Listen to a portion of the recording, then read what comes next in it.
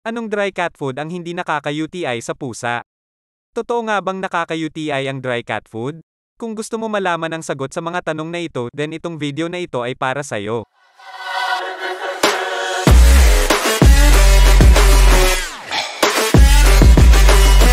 We all want our fur babies na maging healthy.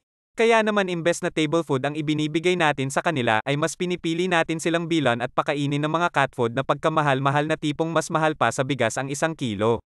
Ginagawa natin kahit masakit sa bulsa dahil umaasa tayo na since pagkain na formulated sa pusa ang ibinibigay natin sa kanila ay magiging healthy sila. Isa sa mga preferred choice na diet na binibigay ng mga cat owners ay ang dry cat food. Maliban sa napaka-convenient niya store at hindi mabilis mapanis, napakadali rin makabili nito sa mga palengke.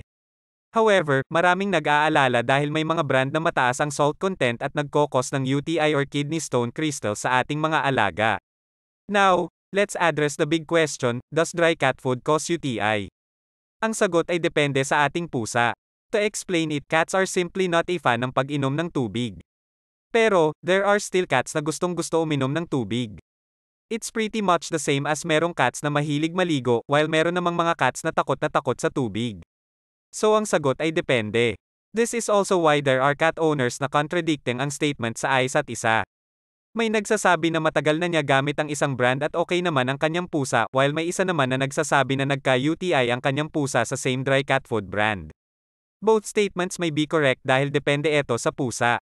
Generally, hindi mahilig uminom ang pusa ng tubig kaya most of the cat owners ay tinatry as much as possible na senador yung salt consumption nila to the point na inaalis na nila completely sa diet ng alaga nila.